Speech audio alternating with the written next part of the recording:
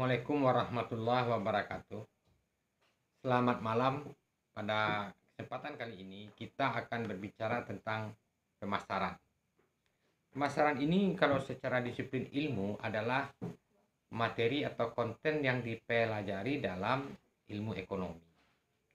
Tetapi sungguh pun demikian, sebenarnya setiap sendi kehidupan, setiap manusia pada dasarnya adalah seorang pemasar. Nah, tentang pemasaran ini, sebelum kita masuk ke tip dan trik, tentu kita harus mengerti secara teoritis pengertian fungsi, jenis, dan riset terhadap pemasaran. Artinya, tips dan trik itu lahir dari sebuah riset, bukan imajinasi. Tentu dalam pembelajaran ini hanya bersifat teoritis, kecuali para pengusaha yang telah sukses, tentu dia sudah ahli di bidang itu karena telah mendapatkan pengalaman-pengalaman. Tapi walaupun demikian, seorang pengusaha sukses pun harus selalu berimprovisasi, jadi dia memang selalu menambah-nambah pengetahuan.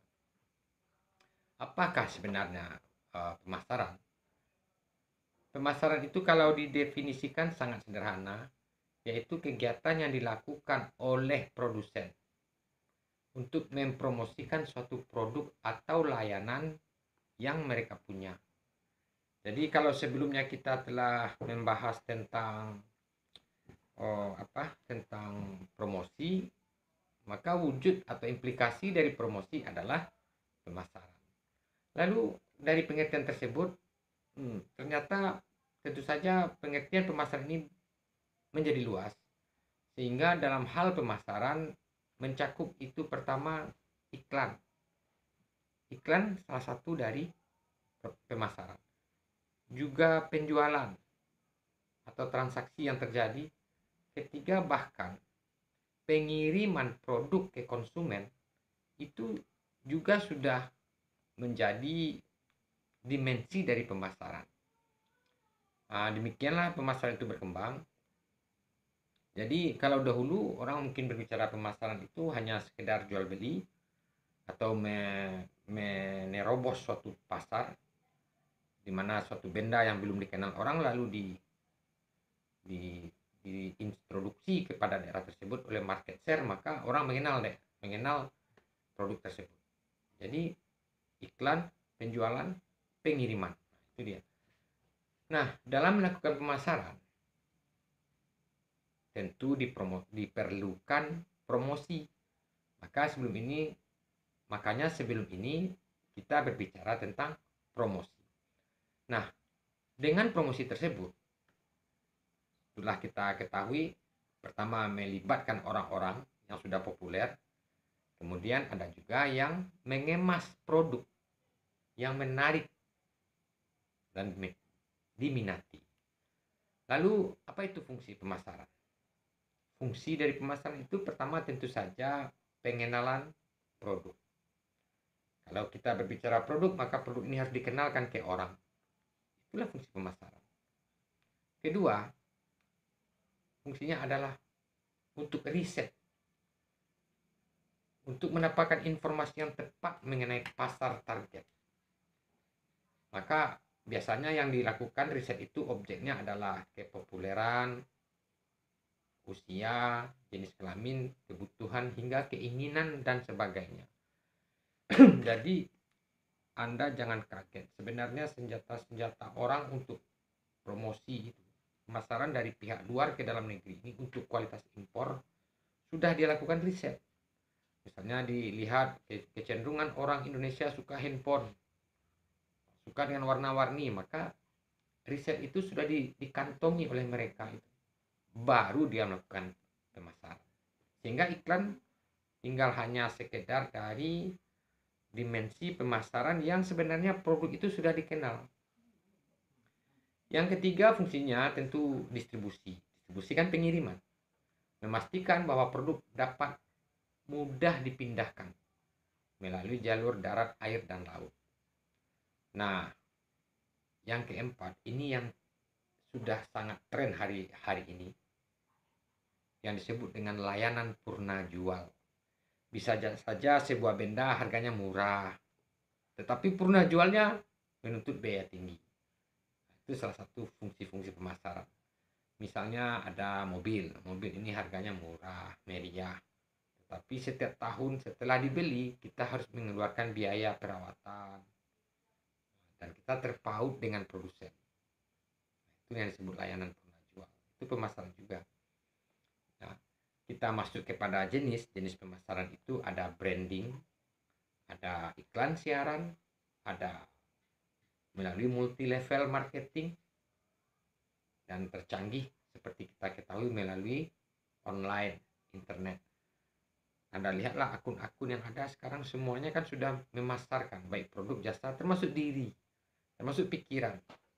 Nah, yang paling penting secara teoritis dan ilmiah, apakah riset pemasaran?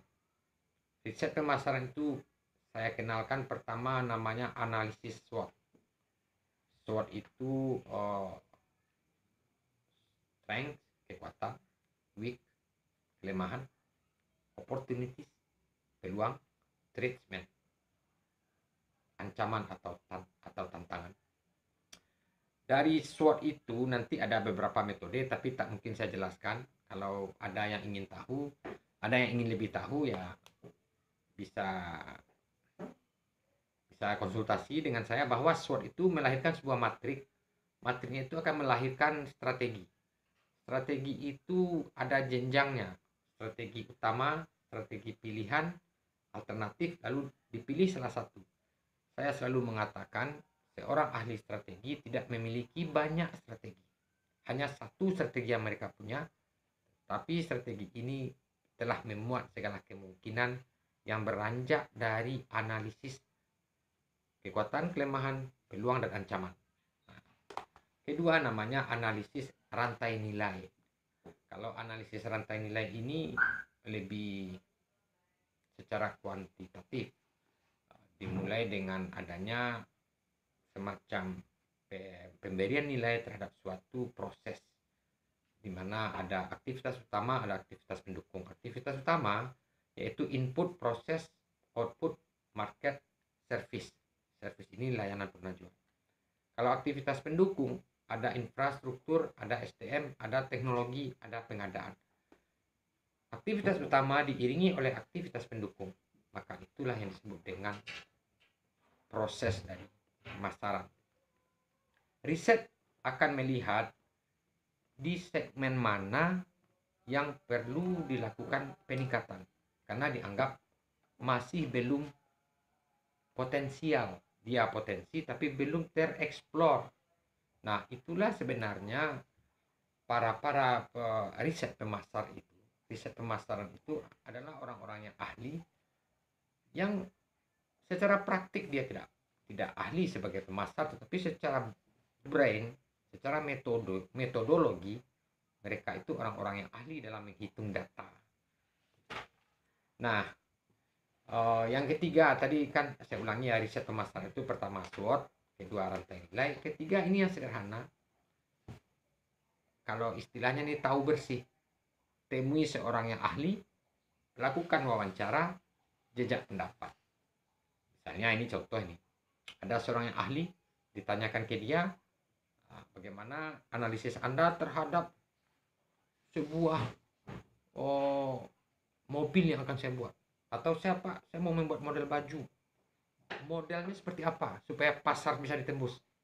Itu bisa dijawab oleh orang ahli. Misalnya baju kotak-kotak seperti ini. Nah, yang terakhir, tips pemasaran. Ingat baik-baik, ada 4. Pertama, tentukan strategi pemasaran. Strategi ini lahir dari analisis yang tadi. Kedua, minta pendapat pakar jika Anda membutuhkan. Jangan sungkan. Semakin banyak pendapat, semakin kaya khasanah. Jangan merasa itu berarti kita bodoh. Tidak. Ketiga, ya itu tadi, cukup satu strategi yang Anda miliki. Yang keempat, ini yang penting, jangan lupa pembukuan atau pencatatan atau rekam proses. Secanggih-canggih apapun zaman, Anda akan tetap mencatat. apakah dengan handphone, apakah merekam, apakah tulisan tangan. Nah, sering kita merasa pemasaran yang hebat melahirkan kesuksesan. Tapi saya ingin mengatakan bahwa kesuksesan tersebut masih bersifat duniawi. Jadi kesuksesan yang sesungguhnya adalah sukses di dunia, sukses di akhirat. Kalau tentang input, proses, output, dan distribusi, input barang mentah diproses, melahirkan produk, dijual, distribusi, itu kan terukur. Karena terukur itu maka lahirlah analisis-analisis yang seperti tadi. Tetapi hasil dari penjualan atau disebut dengan income itu nanti kan separuh atau beberapa persen dijadikan modal. Itu kan masih terukur. Tetapi Anda jangan lupa, ada benefit atau keuntungan yang tidak bisa terukur. Apakah itu? Yang saya sebut adalah sebagai dampak dari pemasaran. Dampak dari proses tersebut itu sesungguhnya tidak bisa terukur karena dampak itu luas, sangat luas. Dari dampak itulah sebenarnya akan menghasilkan income. Kalau dalam etika bisnis, para pebisnis yang beretika, dia menganggap keuntungan itu bukanlah sebuah hasil, tapi dia menganggap keuntungan adalah sebagai dampak dari budaya mereka memasarkan barang yang penuh dengan etika. Jadi orang yang melaksanakan suatu bisnis dengan etika dan memenuhi kaidah agama, maka sesungguhnya dia telah melakukan kesuksesan dunia dan akhirat. Selamat mencoba. Assalamualaikum warahmatullahi wabarakatuh. Salam lestari.